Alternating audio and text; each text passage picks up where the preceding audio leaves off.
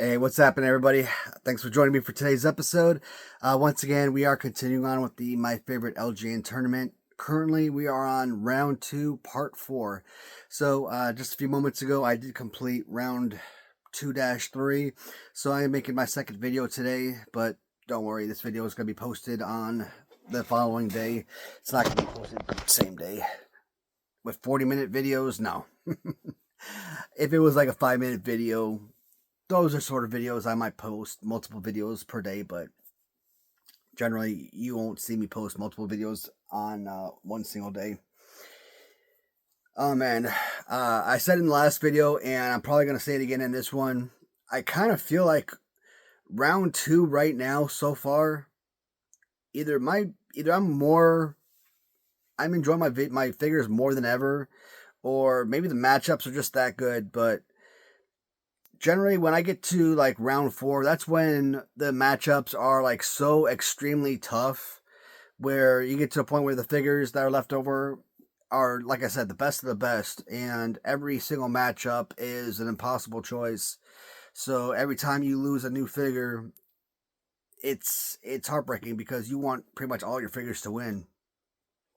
But right now, so far, I mean, the first 2 rounds or first 3 videos here in the second round, it feels like every single one is a round 4 figure, round 5 figure. So, so far some really good videos, really good matchups. The first set of videos here in round 2. So I'm happy to provide that content for you guys. Hopefully you're enjoying the second round thus far, and we're going to continue on with the 4th video. So, where did I put my? Here it is. Get my little trusty bowl here as we draw the names for round 2-4 of the tournament. Alright, first matchup is going to feature From Wrestling Writer, one-man gang, and he will do battle against Hogan, also from Wrestling Writer. And I don't know which one this is. Is this the yellow and red Hogan, or is this the black Hogan? I really should be more specific, but I'm going to say the yellow and red, because I don't know, man. I'll go through the notes and see which figure is one, but I'm pretty sure it's red and yellow. Next matchup is going to feature the Kane stud figure, and he is going to do battle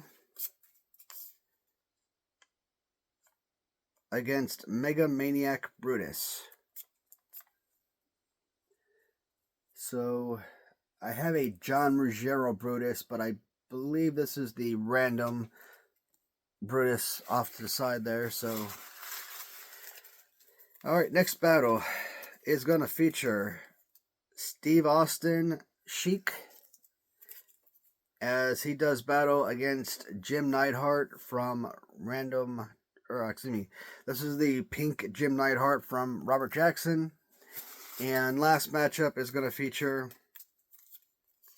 Alpha, and he will square off against Ric Flair.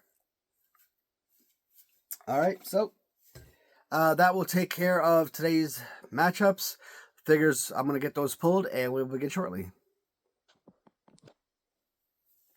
Alright, folks, figures are pulled. So, I went through the notes, and from Wrestling Writer, both his original San Francisco repainted Hogan moved on to round 2, as well as his black NWO Hogan. That also moved on to round 2.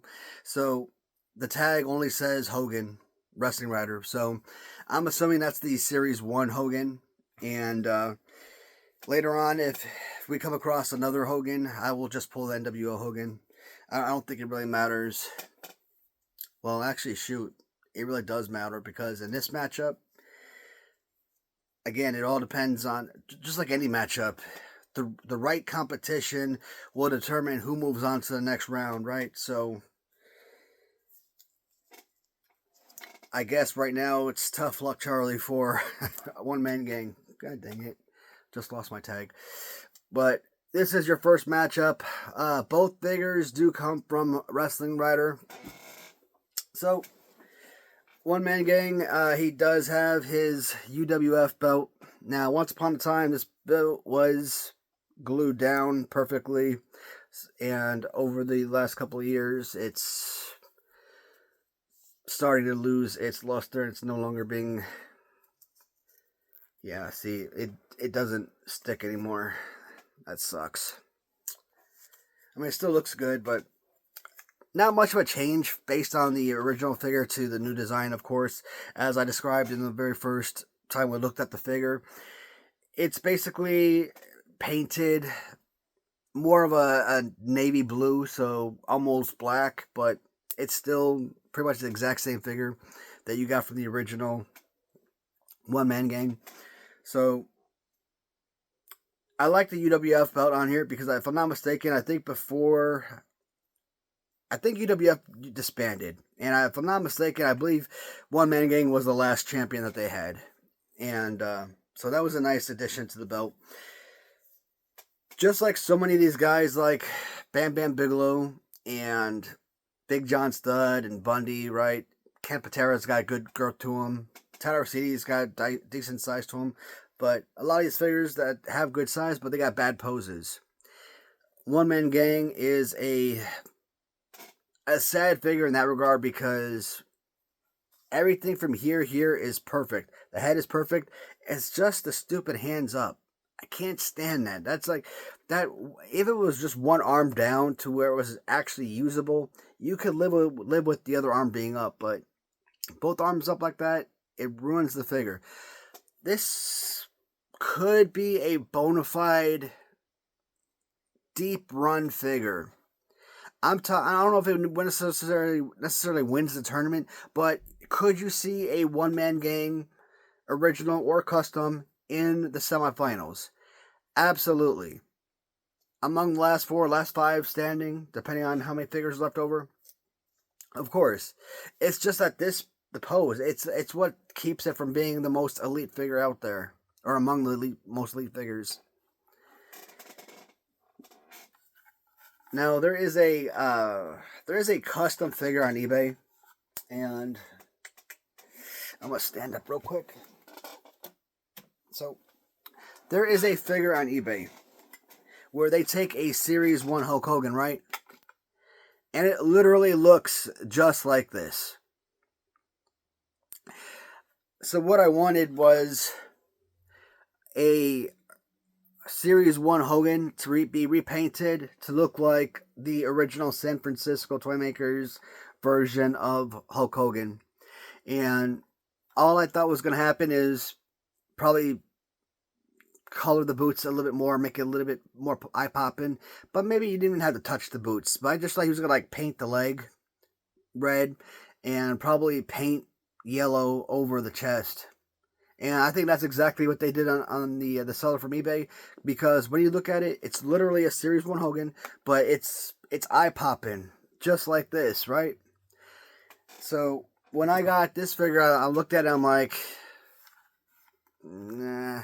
And I couldn't complain. I really couldn't, because I know he put a lot of time and effort into this, and it's something I'm pretty sure he was proud of. Was it the worst thing ever? Of course not. I mean, I made a video about it, and I was happy for it. I bragged about it because there were a lot of things that I could be excited about, but over time, I mean, you kind of lose your appreciation because, well, things happen. But for starters, you didn't need to have build-on boots for a figure that already had boots. I mean, that's what didn't make sense. I think the legs look fine. I don't think he painted the legs. I think he literally built something onto the legs. The shirt is okay. Again, it's not eye popping like this. So that seller on eBay, will I ever go out and buy his figure that looks like this? Maybe. I don't remember what the price tag on that figure was. If it was like $50, maybe I would have already. But if it was like $150 or something crazy, then I think that's what's probably been keeping me from buying it. If it was like $150, $200 figure, I'm like, no, it ain't gonna happen. At the end of the day, I've already said any Series 1 Hogan, it is going to be almost impossible for most figures in this tournament to beat any of the Series 1 Hogans, even if it's just an original Series 1 LJN, with its nothing more than yellow trunks and boots, right? With red D-pads. So, if an original Series 1 LJN could beat the Ultimate Warrior from Series 6, which has awesome paint, great pose to boot, so any figure that's been customized in any regard, it's going to be tough. One Man Gang has all the size and girth to it that I love, but Hulk Hogan's, since they get free reign, just like all the other figures in this tournament, you're not putting originals against customs. You're going to find a bunch of Series 1 Hogans in the third round. You're going to find them in the fourth round. You might find about 2 or 3, I would estimate, in round 5. Probably. So for me,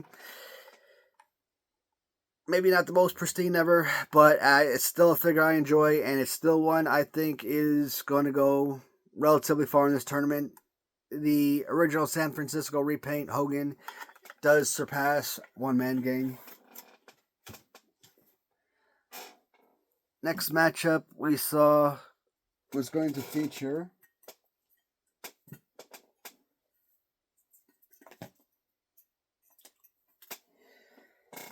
Kane as he does battle against Mega Maniac Beefcake. And we will start with Brutus. So, a couple of things. There's the John Ruggiero figure that has I'm kind of looking at it right now, relatively the exact same paint scheme. I think his is slightly altered with the way that the lines and colors are on the pants, but he did a relatively the same figure, right? And same thing with the gloves. It's a solid piece, but he went the extra mile and he built on an actual face mask for the figure. But like a lot of the John Ruggiero figures, he had like the very soft, flat hair. Where, you know what? Because there's no change to the head, they just stick with the original Brutus Beefcake head mold and whatnot. So the only thing that's changing is the gloves and the pants and boots. So I do not remember what seller I got this figure from. I mean, I've had this for a couple years now, so. And it's a freaking awesome piece. And on the very bottom shelf, the shelf that sits on the floor, all of the additional figures that didn't come from any particular seller. So I got a ton of Series 5 Hogans, a bunch of Roddy Pipers, a bunch of Brutus Beefcakes, a bunch of $1 Million Mans, Honky Tonk Mans, etc. So all kind of sit together. So, and this is fantastic. This is so well done. I talked about getting a mint on card LJN Brutus Beefcake, but when it came in, the bubble was loose. It came off the card, and that was actually perfect because the intent was to take that Brutus Beefcake, if not that one, probably a beater, and repaint it to look like the Mega Maniac LJN Beefcake, right? And I was pondering possibly taking one of the customs I have already done, or basically getting a brand new figure made, throwing some shears in there, possibly the face, and getting that carded, and kind of having my own customized mint on card Mega Maniac Brutus Beefcake LJN. So this is, like I said, this is an absolutely spectacular piece. And I think there was a boating accident in real life, and that's why he had to start wearing that little face mask, what have you. What was it? Was it WrestleMania 9? So WrestleMania 9 featured Yokozuna against... So 87 was 3. So 6 was... No, it had to be WrestleMania 10 because I believe that was both Luger and Bret Hart. I think Luger went first and then Bret Hart went second. Because I remember right at the end when Bret Hart, when he lost, and then you had Hulk Hogan come out in his all red getup, right? And that's kind of like where you get that Hasbro red mail away Hogan with that look. I'm trying to think because I don't have that WrestleMania tape. I don't have anything past WrestleMania 8, so, but I believe it was WrestleMania 10, and that had to be 1994. Yeah, because 94, I remember 94 Royal Rumble is when Diesel was throwing everybody out, and that was like a completely boring Royal Rumble. And once the ring started filling up, the back end of the Rumble was fine. And Bret Hart and Luger simultaneously went over the ropes. And that was a big ordeal and what have you. So I don't remember if Brutus and Hogan wrestled in WrestleMania 10 together. I assume that they did. Probably against like Money Incorporated or something. Again, I'm trying to go off memory or something, but again, I don't have that tape, so I don't really remember. I kind of stopped trying to buy all these VHSs. A lot of tapes, the VHSs, if you win them on auction, sometimes you'll get them for $15 to $30 if you're lucky. But most sellers are trying to get like $50 to $100 to $150 for them. I'm like, they're VHS tapes. Come on now. Ridiculous. You could go out and buy a DVD for like $2.50, but you're paying $50 for a VHS.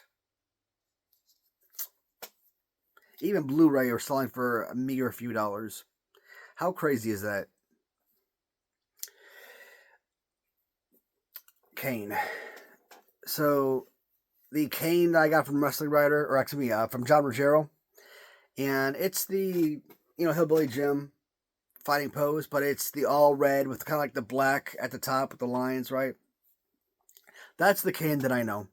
But when I saw this Kane on Harvey Snoot's page on Macari, I had to get it. The overall look, color of it was absolute perfection. And when I looked at the other Kane, Hillbilly Jim is a nice, big, bulky figure, but I kind of view Kane as like a big, mega, giant powerhouse character.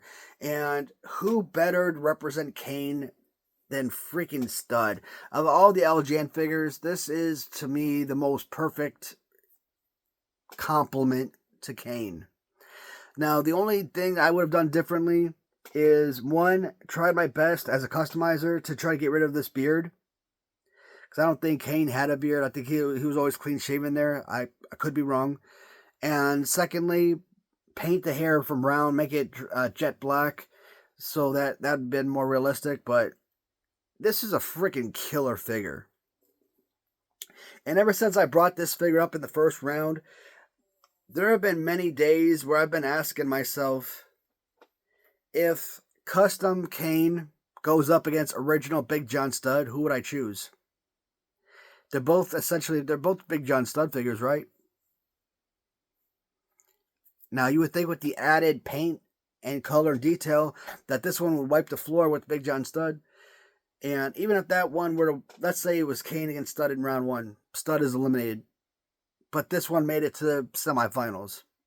You could technically say, well, a Stud figure made it to the semifinals again, but I don't know. It's kind of hard to really make that determination, because I value originality above all else, but man, do I love my customs. I love seeing the uniqueness and the clever designs that people come out with, so I think this is absolutely brilliant.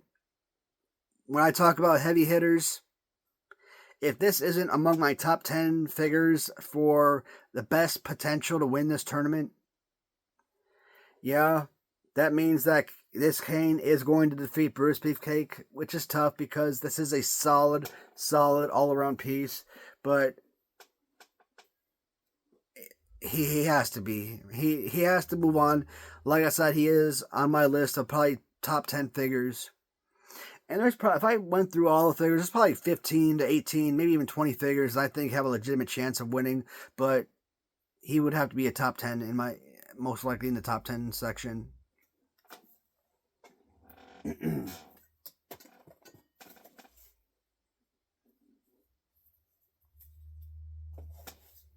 Alright, next matchup is going to feature... Alright, so this one is actually going to be a little bit more difficult. So, I don't necessarily value the Iron Sheik pose as much as Jim Neidhart, right? Jim Neidhart is a top 10 all-time favorite pose among LJN originals, where the Iron Sheik is a top 5 least favorite LJN pose. But it's not Iron Sheik versus Neidhart. It is Steve Austin versus Jim Neidhart. But we're going to start with Jim Neidhart because I've talked about in the past several videos where, so I think we've already seen the purple Jim Neidhart again. So we saw both pink and purple pants from Rob towards the end of round 1, and now we're seeing the two figures very early here in round 2. And one of the things I've talked about is when I bought the figures, they were pretty beat up. And I sent it out to Rob. I'm like, hey, man, the goal is to get these repainted,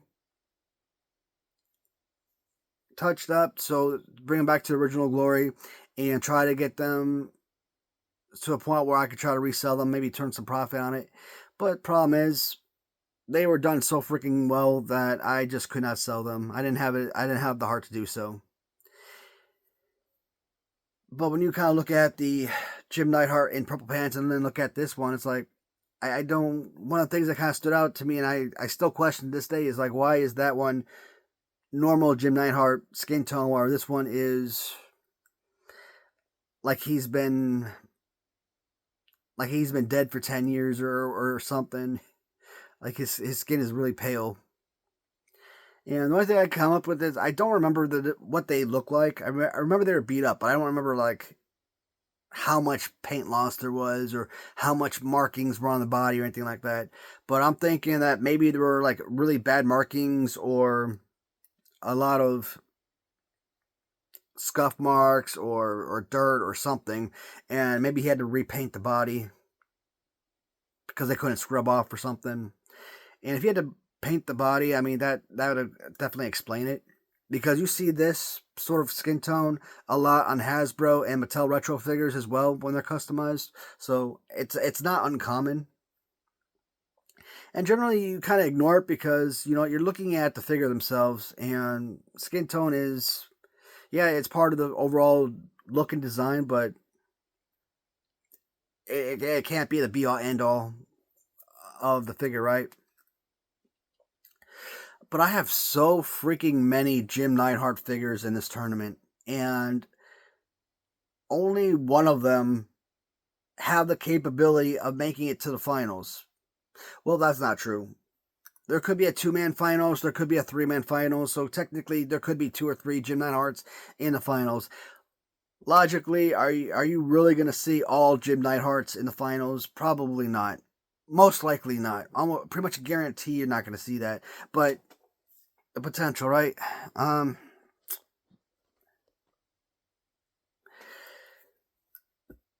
But he goes up against one of my favorite pieces that I got from Harvey. And in the past, I pushed forward guys like Ricky Steamboat.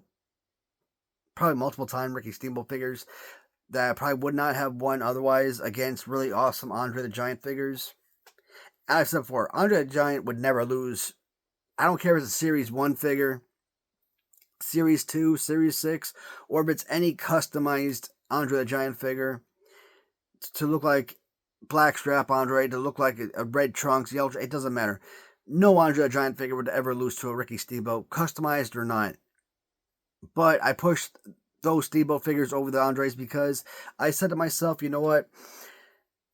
Andre the Giant Series 2 customized to look like a Blackstrap Andre would not defeat original Blackstrap Andre. That would not even defeat original Series 2 short-haired blue trunks Andre. So there really wasn't a point of pushing forward another Andre the Giant when I know they legitimately could not defeat himself, essentially. Kind of looking at the shelf, I don't believe that this pink version would beat the Robert Jackson purple based on skin tone alone. So, and that's the thing though. It's not like that. These are the only two figures from that's in the tournament, right? There are a ton of Jim Neidhart figures left in this tournament, and are the Robert Jackson Jim Neidhart figures the best among all of the figures that are left over of Jim Neidhart? Honestly, they might be. Shoot. So that makes the decision even harder. When I first saw Steve Austin, he was the ringmaster. I think like 95, I want to say 95, 96, somewhere around that time frame. So I was watching wrestling, probably 94 even. I was watching wrestling when Steve Austin joined WWF. So I was still young enough that I was still watching. And I was old enough to remember him. But once he became badass Stone Cold Steve Austin type of deal, no, or Austin 316 and all that attitude era wrestling. No, I mean I was long gone past wrestling at that point.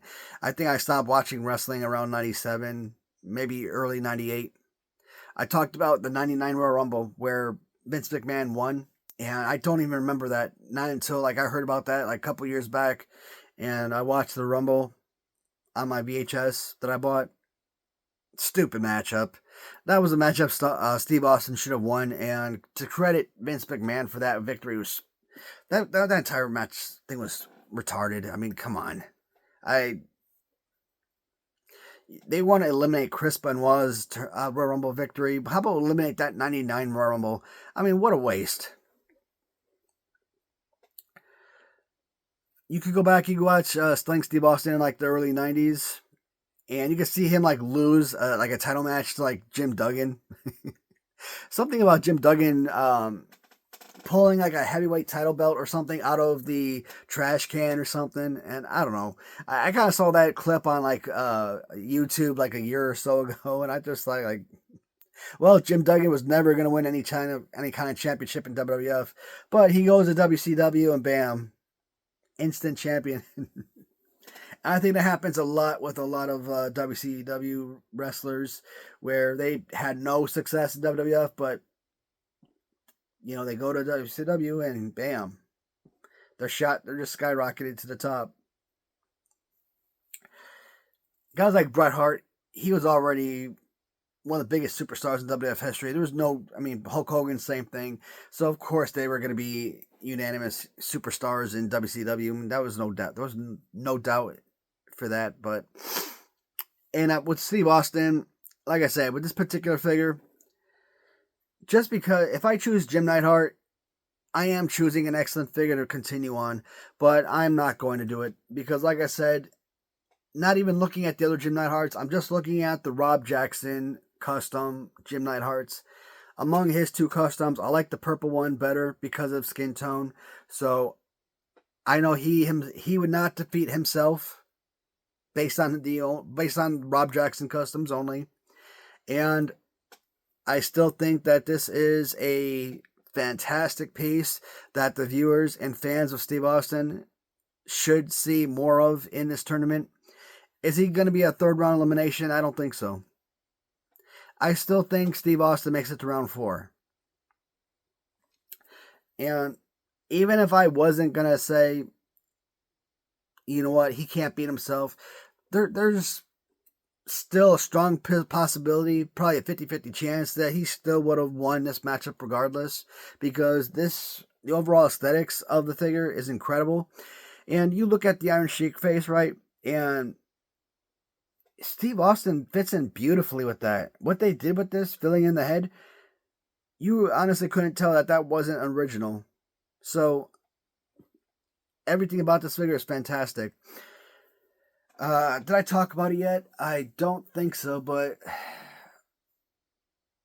a week ago, roughly, Ram Treasures did come out with a new Goldberg figure. Kind of an odd thing to come out with Goldberg. And Goldberg, but I just don't. I haven't bought it yet. I actually went on to Etsy and to try and buy it one day, but they were already sold out. How do I feel about that figure? Kind of going off topic. It looks fine. The figure looks solid. Looks like it has a good pose, good color, and everything. It looks, based on the photos, it looks like it has good rubber and everything. So, I'm okay buying the figure. I mean, is it the most perfect figure you've ever seen? Probably not. But I mean, I have no qualms about it. I would probably recommend it to anybody. But until I physically have the figure in hand and I'm actually able to talk about it, I won't be able to give a full on review until then. But I'm surprised that more vintage 80 characters or even early 90 guys weren't created. They came out with Goldberg. I mean, again, it just kind of odd name. Someone in the comments on one of the videos, not my video, but mentioned Owen Hart. They also mentioned Steve Austin. I'm like, yeah, Steve Austin, why not? But which Steve Austin? Are you gonna do Austin 316 Steve Austin? You're gonna do Stunning Steve Austin from like the early 90s? Which era? Are you gonna do Hollywood Blondes Steve Austin? So which era of Steve Austin are you looking for? So there's there's a lot of choices, really. A lot of ideas that can go into it. So you can't just say, "Hey, let's create Steve Austin." But Steve Austin is going to defeat Jim Neidhart. Last matchup. This one is tough because I think this is probably the most evenly balanced matchup of the video. Now, the tag only said Ric Flair, and generally, I think when I just put Ric Flair, I assume Ric Flair glued 2 up. Otherwise, I would have said white or Wrestling Rider or blue for Raider Nation, or I would have said red for the what's his name, Bruno Sammartino, Ric Flair figure. But so Alpha did make it into round 2. Sika did not make it into round 2. Let's start with Ric Flair. There are a few figures in this tournament that from the Galoob 2-ups, that I do as a figure would go very far. Among them, Sid Vicious is obviously a no-brainer. Barry Windham is one of those figures that I think could go 4 rounds, 5 rounds, even into the 6th and 6th round semifinals. So he's been eliminated in the first round, but Butch Reed was a figure I figured could have gone extremely far. I think Brian Pillman is a figure that could go 3-4 rounds. Ric Flair, do I look at Ric Flair as a figure that can go more than a round or 2? Matchups. It's always about matchups. With the right matchup, he could be semifinals. Why not? The thing about Ric Flair, when people say that this is like the most perfect figure ever, get out of here with that. You're insane. You're out of your... First off, you put Ric Flair over Sid Vicious, Galoob. We can't be friends. No, but seriously though, Ric Flair Galoob was a figure I had as a kid. Obviously, I think most people that had Galoob as kids had a Ric Flair. Probably one of the most common figures ever. And he was a good figure. I still think that Ric Flair Galoob is about an average figure. I don't think he's like an over the top figure. A lot of these figures with the crouch, legs separated, arms down, low, like Jimmy Garvin and Dustin Rhodes, Rick Steiner, Ric Flair.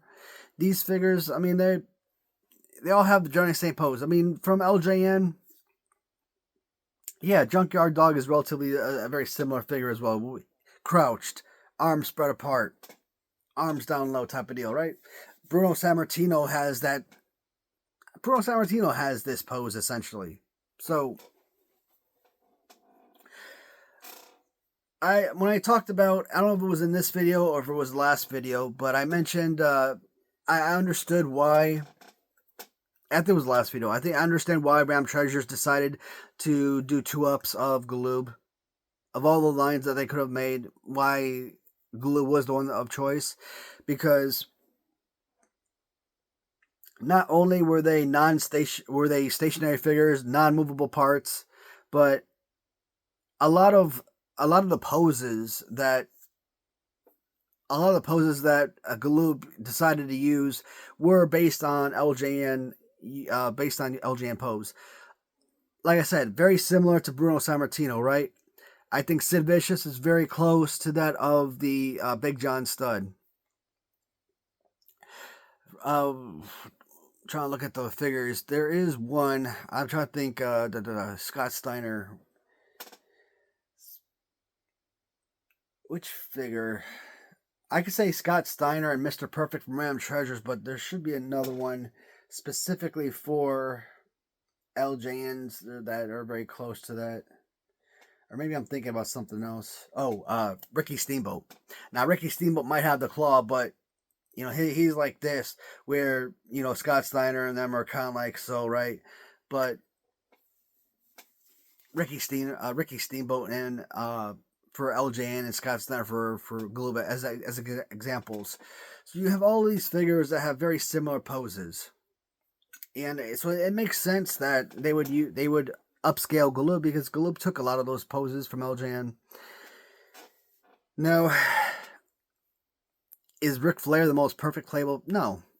His hands are way too low. So if you're sitting there, you're basically working the stomach area. And I hate the fact that you got to kind of go up to throw a punch in the face, right? I like when the hands are up high, because you could sit there and actually punch the face. And that's the kind of bad thing that you look at with the Wild Samoans. Alpha and Sika, they both had the same issue. Arms so low. Love the grip of the figure. Even with the arms low, it still has a fantastic grip. And the heftiness and the weight of the figure is solid. Head sculpt is incredible. Good bushy hair. Fantastic face mold. This is a good figure. Is it a top 10 figure from Ram Treasures? No. Is it a top 15? I think with a lot of the newer figures that have come in from Ram Treasures, I don't think Wild Samoans even cracks the top 15 anymore. But they could be top 20 figures. Maybe top 22 or so. But it is a solid piece and worthy of a third round. Possibly a fourth round. Neither, like I said, Sika's already out of the tournament. Afa, he has a chance to make it to the fourth round. He does not win this tournament. I don't think he makes it past round 4, because round 4 really is your quintessential best of the best. Round 5 is you're out of this world, amazing figures. Because these figures are basically so comparable to an extent. Yes, Ric Flair does have a good rep, and he's something I'm accustomed playing with. I mean, I've had, of all the Galoob figures outside of Sid Vicious, even though I say Rick Steiner is basically the same figure as Ric Flair, I think Rick Steiner is a little bit more playable, enjoyable. Outside of Sid Vicious, Ric Flair definitely was the most playable Galoob figure that I ever had. So, this is where nostalgia comes back into play. But where I didn't really know a lot about the head shrinkers, and Afa as manager so I didn't know a lot about the Wild Samoans. Afa as manager of the head shrinkers, so I knew a little bit about that aspect. That's about it. Ric Flair, I freaking hated Ric Flair as a kid. Ric Flair, Bobby Heenan, Mr. Perfect all together. My God, you just despise the heck out of them. But man, did they do their job well. Did they play their roles to perfection. And Bobby Heenan in real life, if you actually watch him talk and he do interviews, the man is an amazing person. I mean, he's not a bad guy. He just played his role. He just played a bad guy to perfection. He's essentially an actor, and he was fantastic at it. Mr. Perfect. I mean, once he joined Randy Savage and became a face, I mean, hell, he was like Lex Luger. I'm the narcissist. I only care about myself. Next day, I'm body slamming Yokozuna and supporting America, and now I'm like beloved by all type of deal. Things change at the drop of a dime type of deal. Ric Flair, even to this day, I've always said I could never be a Ric Flair fan. But I will always love and appreciate his level of success and his contributions to the wrestling world. I will never say Ric Flair was a good wrestler. I'm sorry, I can't do it. I couldn't do it as a kid, and as an adult, I think it's gotten even worse. Like, I see him as a punch and a chop type of guy, but like that thing when you kind of like him in the face or something, and he turns around and bam, and then he kind of does like this.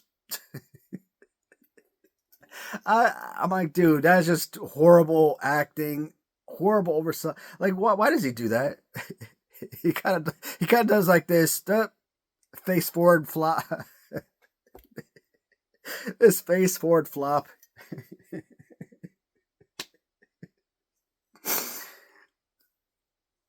One thing I do love though, when he goes into the ropes, and he goes at a turnbuckle, and then when he goes over it, he's amazing at that though. I don't know. Either one of these are solid. I gotta go with Ric Flair, man. Sorry to Alpha, especially for after just 2 rounds. I think he deserved a much further run in this tournament. But Ric Flair, he's gotta. 16-time champion, and again, that number is questionable because I've heard 16 times, I've heard 20 times, I've heard 24-time champion. So I don't know if they're only counting WWF championships. I don't know if you're throwing in AWA championships, NWA/WCW championships, if you're throwing in New Japan Pro Wrestling championships, but I'm going to say 24 championships overall.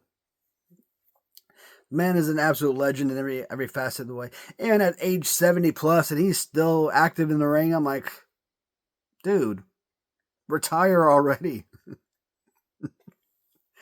And I just read recently that he's getting divorced for like the 5th time. I'm like, my guy, you're 70 years old.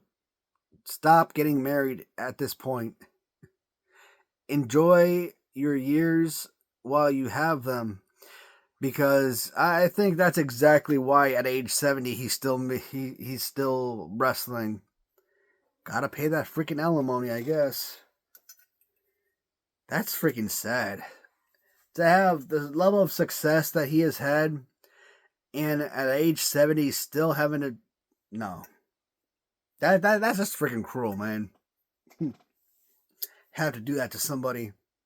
Force them to be working a high strenuous job in their golden years to pay for someone else to live. But that is it for this video, guys. Ric Flair again will defeat Alpha. So Hogan, Steve Austin, Kane, Ric Flair. I'll move on to round 3. As always, guys, thanks so much for watching. I will see you tomorrow in the next tournament video. Take care, guys.